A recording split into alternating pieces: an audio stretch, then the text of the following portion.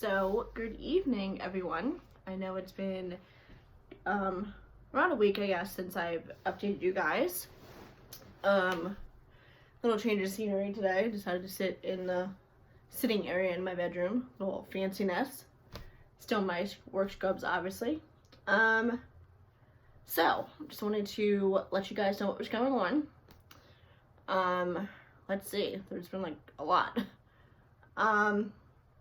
So I decided to kind of expand my, I guess, vlogging in a sense. So I'm still doing, obviously, my YouTube videos and all that. But I really felt like it was important for me to kind of fill people in, on like my friend level of everything that's been going on, because I think a lot of my friends were kind of like, you've just been different and we don't know, we don't know what's going on with you, and we feel like you're kind of neglecting us. And I'm like, you know what, like, I already did the hard part, which is opening up about the whole thing with like random strangers, so there really shouldn't be any reason that I can't do it with like my friends.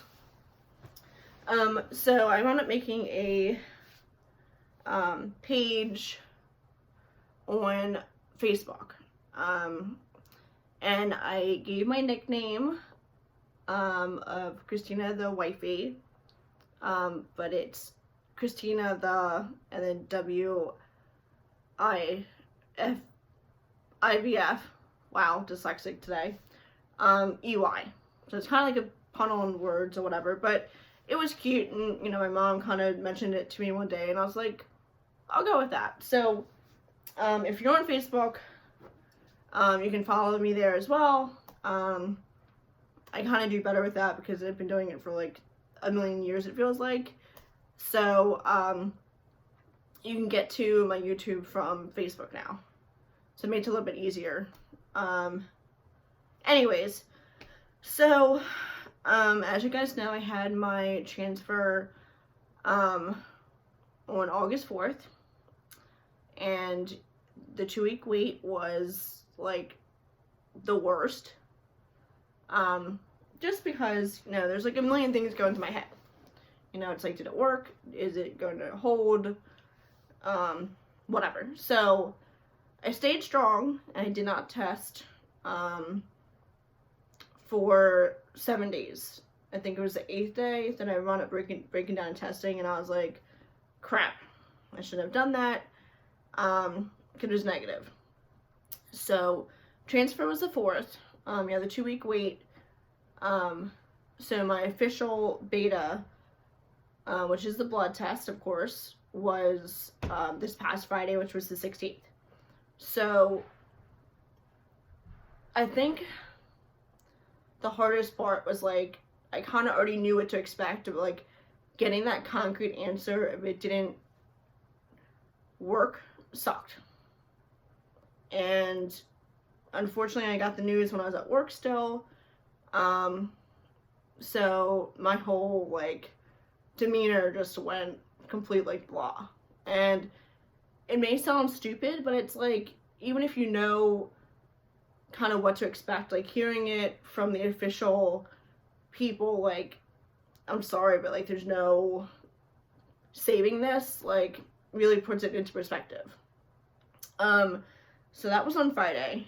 Today's Monday the 19th.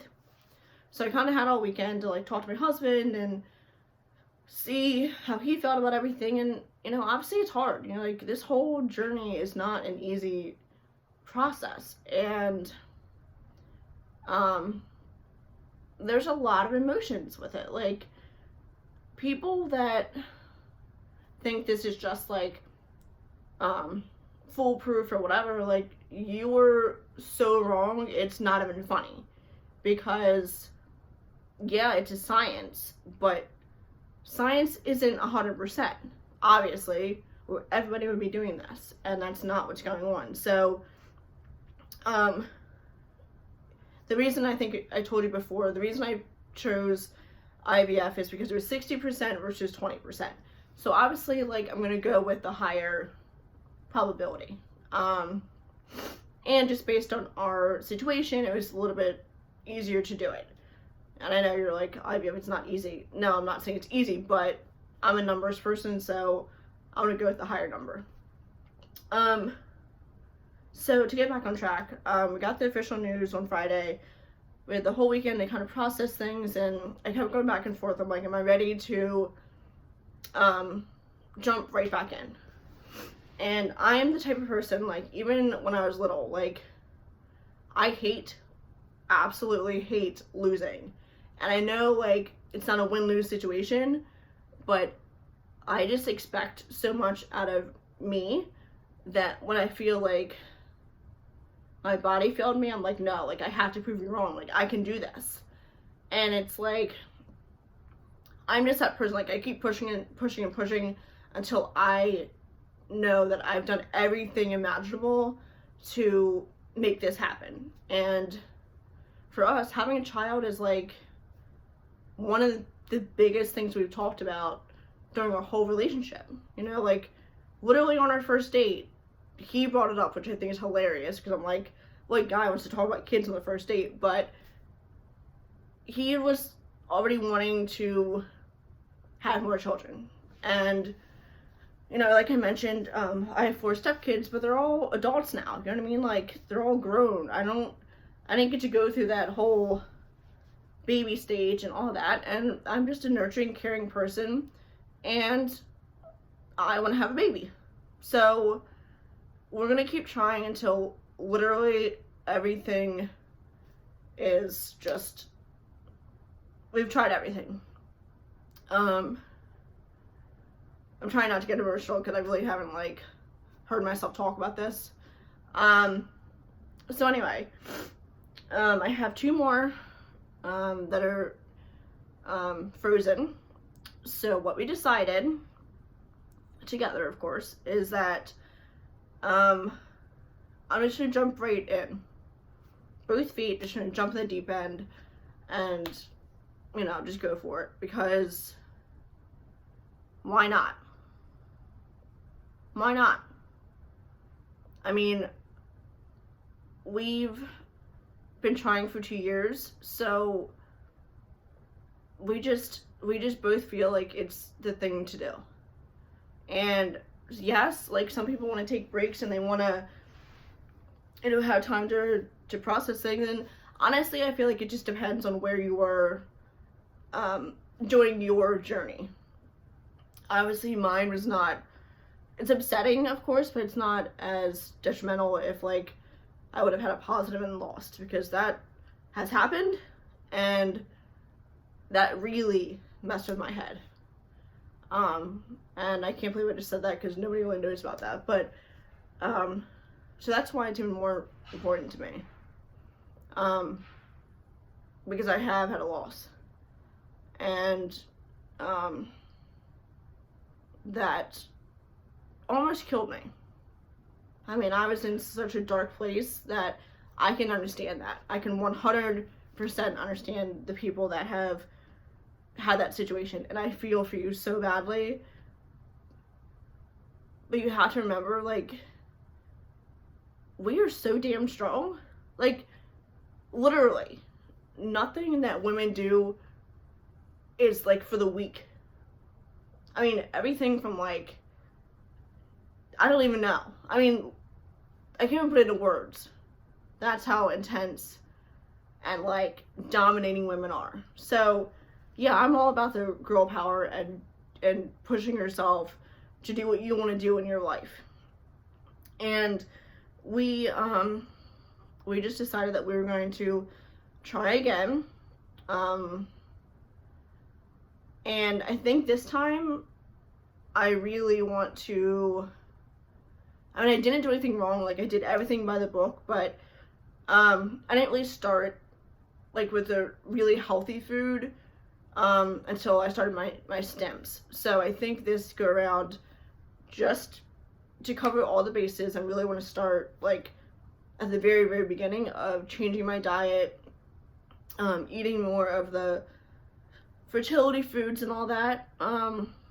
So I'm doing a lot more, like, research, and I know some people say it doesn't matter, but, like, at this point, it's mind over matter for me. So if I think it works, then I'm going to tell myself that it works. So the other thing I kind of wanted to bring up is that I know with Shady Group, I know nothing about any other company. So you have the option of doing genetic testing, which is not covered by insurance 99.99% of the time. So if you opt to do that, it is out of pocket, and it is a couple grand. So the good thing about that is that you get to kind of have like the insider view of what's actually going on with your embryo, and like every embryo gets graded. So they transferred in AA, which is like the best of the best. But they also will give you like markers if there's any genetic problems that are likely to happen because of your genetics with your partner. But we decided not to do that. And that was just obviously our personal decision, and we decided not to, just because it doesn't change anything. Obviously, if something would have go wrong and we would have had complications, it doesn't change the fact that we still wanted our child. You know what I mean? I hope that makes sense. But the fact that we were just so positively wanting a child, it didn't really matter to us if we would have difficulties down the road or whatever, because my husband and I are so close that there's nothing we can't get through. So now I will say that some people do it because they know their family history, and like they know there's probably very good chances of things happening during, you know, pregnancy and all that. But that's not our case. So I think we kind of pulled back a little bit and we're like, whatever happens, happens. And I know that doesn't sound right, but it's your decision. We just chose not to. But my point of bringing that whole topic up is, if you do opt to have the genetic testing, then they're kind of able to give you like answers as to why it may not have worked. So for me, the crappy part is that I don't know why, because we didn't opt to have that extra step done. But, you know, I'm, like I told you guys before, like I'm a firm believer in God, and trust me, I was very angry and I had a really hard time dealing with it, because I'm like, what did I do wrong? Like, why are you punishing me? And I'm not saying I'm a saint, but it's like, he already knows what I went through before years ago, and like to do that, I'm like, wow, I really must be on your bad side. Like, what's up? So I was really definitely like in my feelings about that. But I also have other situations right now that maybe I'm like, maybe God is like, you need to take a little time out for a little bit and deal with some other stuff and whatever. So I'm kind of like 25,000 things right now. But so anyway, we are going to try again and try again and try again until we have no other options. And I am going to change a few things. When they tell you that you need to rest after retrieval, you need to rest after retrieval. And I think you guys know how mine went, and it was extremely difficult and painful and not fun. So luckily, I don't have to go through that again. So because I have the 2 embryos that are frozen, I can just do like the speed version of prep. So I'll have pills, the birth control pills to get me back on like a controlled cycle. That's why they put you on it, is to actually control how you process through your cycle, and they can plan everything for you. And then after that, I'll have, hold on a second, PIO. So PIO is the progesterone in oil, which is different, because if you do a fresh, they put you on a suppository version, which I'm like, don't miss those. But having to shoot myself in the butt every day, you know, let's hope I don't miss. But anyways, So the protocol is a little bit different. It's not as intense. It's not as many medications. So I'm not giving away exactly how quickly we're going to do this, but just keep an eye out, because I'm making moves, and hubby and I are we're gonna do this. But yeah, I just kind of wanted to fill you guys in. I am doing pretty good. I'm actually handling it pretty well, just because I guess I already accepted the fact that like anything is possible before we even like signed contracts. So it sucks and it hurts, but I can't let myself dwell in something that I don't have control over. All I can do is pick up the pieces and, you know, be supportive of my husband and I, and our family, you know, because I think, at least I feel like, you know, our family now has always wanted to kind of expand. So I think especially like our younger ones are kind of excited about the idea.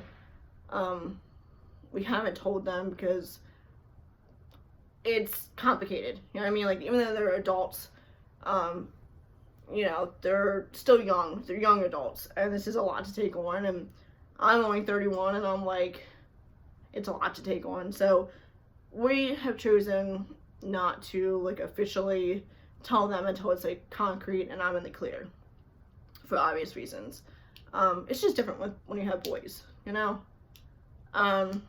But yeah, this is kind of a long video, so sorry. But yeah, so I'm doing pretty good. You know, it's still in the back of my mind and all of that, but I still have to just say, Christina, you got this. And then I know I say that all the time, but like, there's no other option for me. Like, I can't succumb to defeat, and I won't let myself go into like this dark place of like, I can't do this and I'm just gonna throw in the towel. That's just not gonna happen. So I hope all of you keep your head up and you understand that you are loved and you're supported, and I'm always here for you, because having my husband tell me that every single night really makes a difference. So I'm going to pay it forward and say the same thing to you, that you are loved and you're appreciated and you can do this. So I hope to see you guys soon, and yeah, have a wonderful evening. And again, as I always say, if you have any questions or want to know something, I'm an open book. So hit me with all those questions or comments or concerns or whatever, so I can interact with you guys a little bit more. So that's all I have for tonight, and I will talk to you guys later. Bye.